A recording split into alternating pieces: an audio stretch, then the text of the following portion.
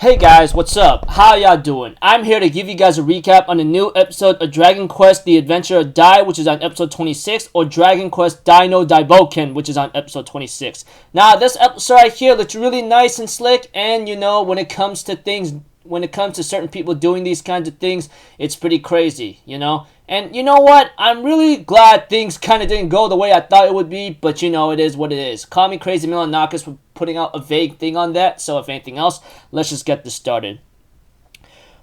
Let's just get this part over with, with Baron summoning the 3 dragon riders, which is which is pretty much Galdandi, and then these other two people, which I don't remember the names. Forgive me. I guess it's because it's been a while, I don't know. All I know is Galdandi, the bird guy, the land rider, and the water rider.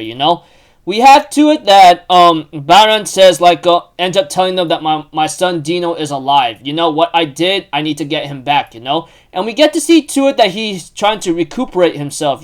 Saying Dai's bond with his friends is really strong. But we have to it that that he does warn them one thing. And I like the fact this guy is very cautious. Very, very cautious. Because he knows and warns them that if we fight a human, don't underestimate them. Sometimes being a cornered rat could bite the cat. That's kind of funny because that could be alone is really slick here and there, And we have to it, of course, Galdandi is still a little how am I supposed to say it?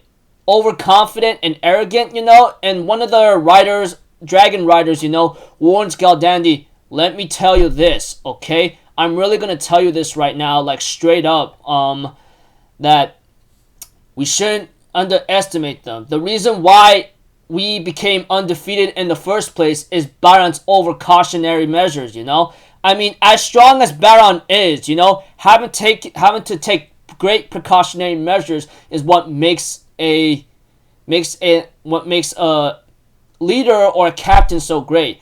As powerful you can be, sometimes when you meet someone at least to show great strength or even courage alone, that could be very scary and devastating.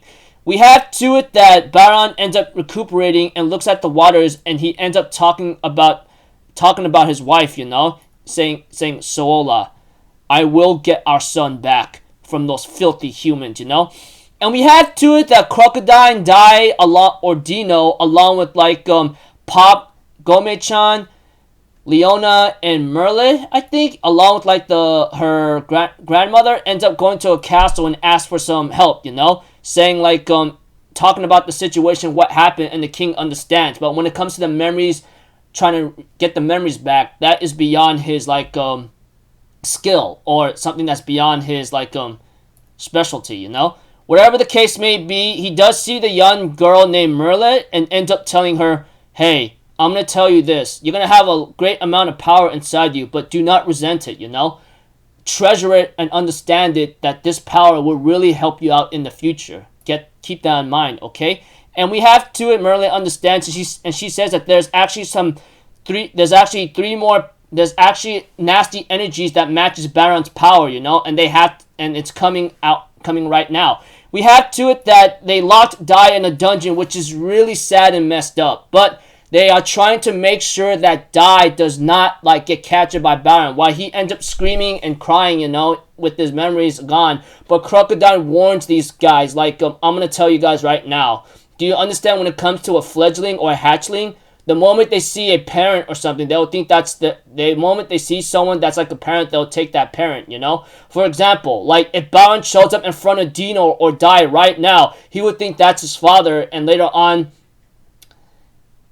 that's it. It'll be over. We have to it that Popp ends up making a big difference, saying we should just give up Dai and get out of here, And everyone's really, really shocked about this, and even Leona is are you freaking serious? Even Crocodile's yo, where is your courage? What are you trying to do right now? You know what you're saying. And Pop's look where we're at. Dai's gone. He's a monster. So what? Shouldn't we just give him back to him? What's the point of dying over something that's really ridiculous, And the way how he's spouting facts like that, and at the same time he's lying too. The moment Leona gets really upset and slaps him in the face and says, get the hell out of here then. I don't need a freaking guy like you around here, alright? And we have to it. Popp says, thank you, and bye. Merle follows him and asks him, are you really serious about what you said? What about those tears you shed? Is that a lie too? Merle, hurt by this, tells him, I hate you, and then she runs off. But I'm glad this shows up about Popp, Back then, let's be honest, he was a coward, but eventually he showed a great amount of courage, and because of his training, he has some confidence. But he knows that he alone can't deal with these guys. But he knows that. But he wants to do what he can to take down at least one or two of them himself, So I could see why Popp did that. He knows that if I did something reckless as this, they're gonna stop me. They don't want me to go, but I have to try. And when it comes to Popp, I give great compliments to the guy, dude. He's grown up so much, I mean, he was a coward, just a simple, easy disciple of Avan, but now he's trying to do things on his own. And later on, he shows up right in front of Baran and the other three dragon riders, and Galdandi, the yellow bird beak face, ends up saying, oh, who is this guy, But Baran's like, hey, careful, Galdandi. Don't underestimate this guy. This guy alone can cast some nasty, powerful spells, and later on, we get to see Popp doing that. He actually took out he actually took out all the riders of the Dragon Masters, with the exception of Galdandi's dragon, And Galdandi's dragon slaps him aside, and we have to it that the other Dragon Rider says, you go on ahead, Baran. We'll take care of this guy, And we have to it that the Water Dragon Rider, the one that looks like a freaking seal whatsoever, you know what I'm talking about unless you watch the episode, he ends up having to toy with Popp, and we have to it that the Land Dragon Rider with the spear, he says, yo, I had enough of this. Throw him on the tip of the spear and we're done.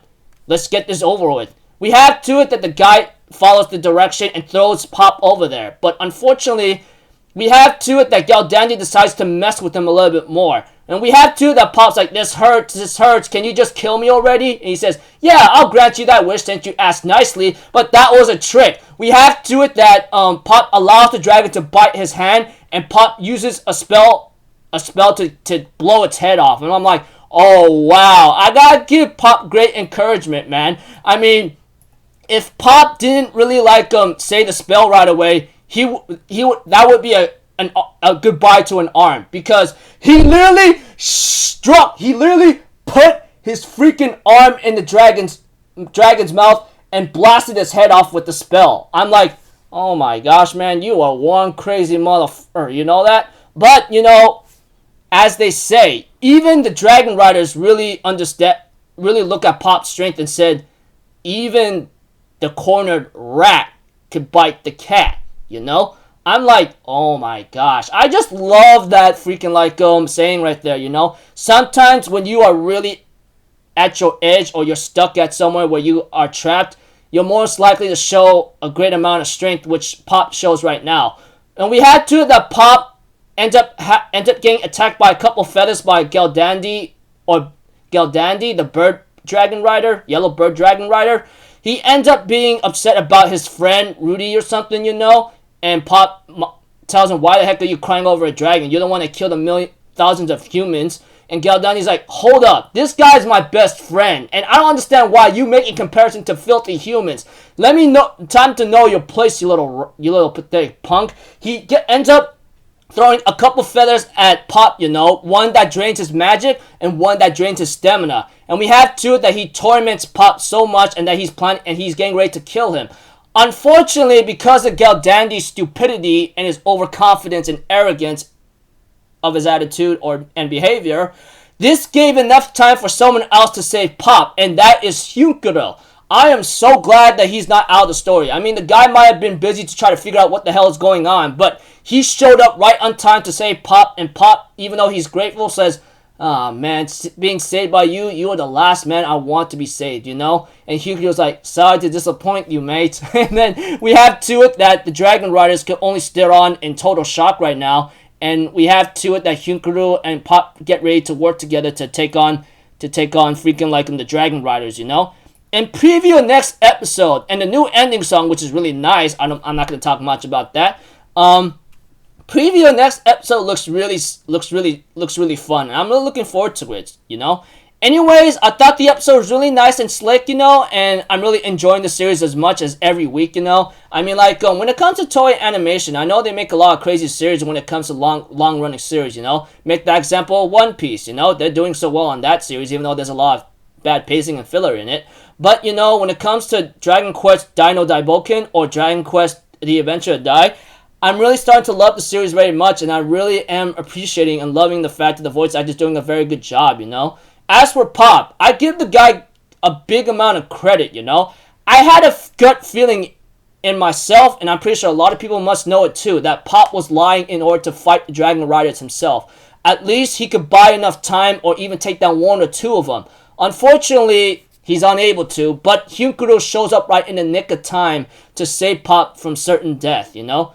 I can't wait to see what Leona, Crocodile, and what the others will say about Popp when he comes back alive. He says, let's just say, I won't be surprised if Popp tells the truth, you know, and I really hope he tells the truth because what he said must have really hurt Leona and Crocodile very badly, and I'm really looking forward to hopefully, like, he tells the truth why he did all that. But anyways, I'm looking forward, like I said, I'm looking forward to next episode, and hopefully we'll see Leona and Crocodile, you know, and if etc. But like us, when it comes to the Dragon Masters, you know, they don't seem that much threatening, but they do pose a threat to Popp, you know. He's only human, and he doesn't have good enough powerful spells, even though he did take out their dragons, you know.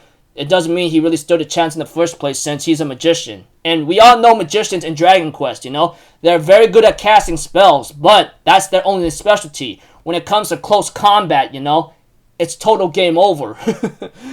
But Hyunkuro comes in and balances out the scale of the fight, so I'm looking forward to that, man. I love Hyunkuro. The moment I saw him, you know, he looked like a good guy until, like, everything else, you know. But yeah, I'm like I said, looking forward to the next episode. Popp, you got very good guts, man. Just recklessness and courage is a little bit different, but I appreciate the fact that you trying to do things yourself. But be careful next time, bro. So until then, people, I'll see you guys in the next video. I'm Alpha Zero. Have a good day, and I'll see you guys next time. All right, peace out. Bye bye. Toot toot.